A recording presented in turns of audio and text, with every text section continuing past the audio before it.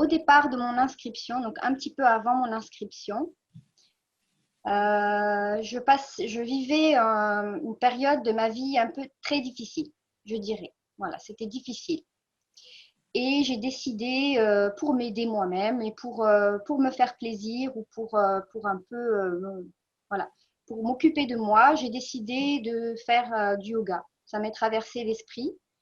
Et donc, j'ai été sur Internet et j'ai découvert Maryse qui donnait des petits cours de yoga sur Internet.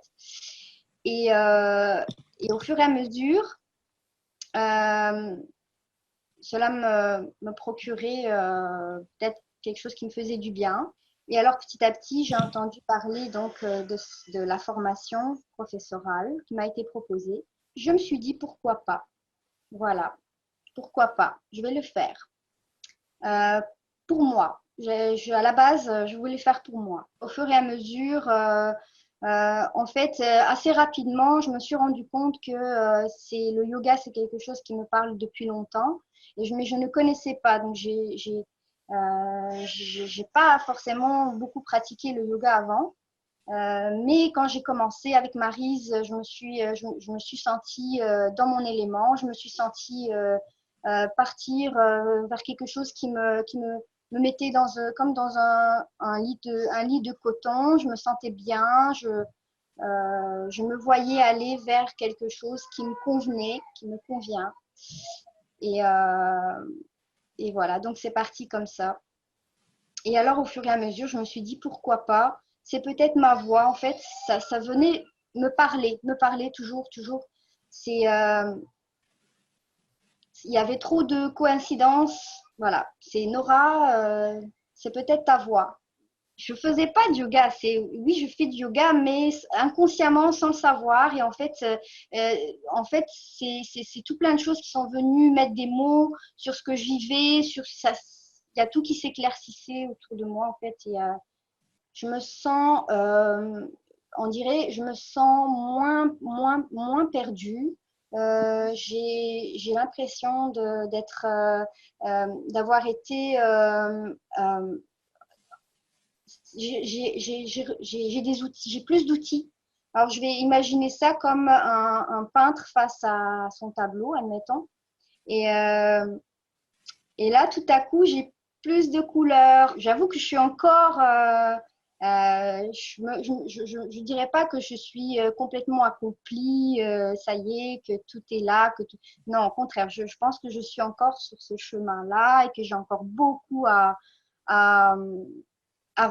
beaucoup de choses à relever. C'est pas facile, mais l'avantage maintenant, c'est que je sais comment faire. C'est comme euh, je, c'est toujours bien de savoir où est-ce qu'on va avant de traverser, avant de faire le chemin. Et donc, oui, j'ai certains défis qui ont été relevés. Et je peux en citer, par exemple,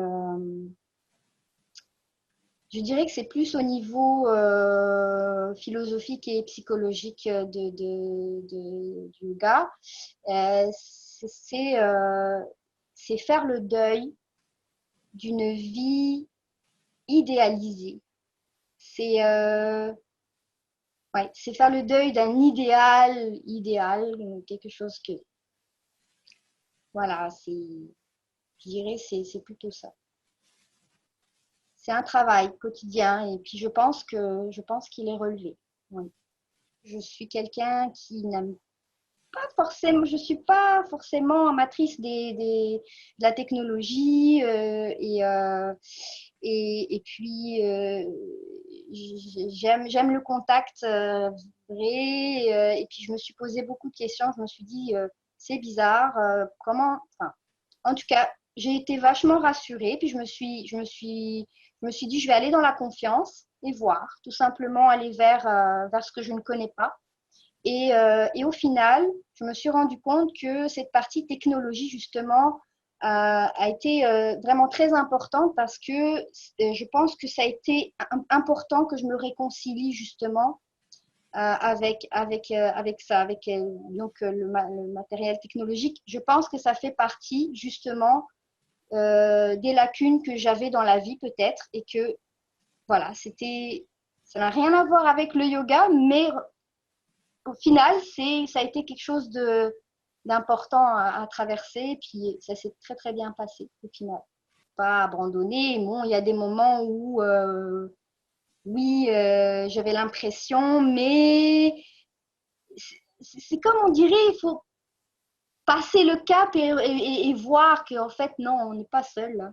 Plutôt vers la fin, quand j'ai passé le cap de moment où j'ai dû être vulnérable, agir à ce moment-là, quand ça a été, donc quand j'ai fait.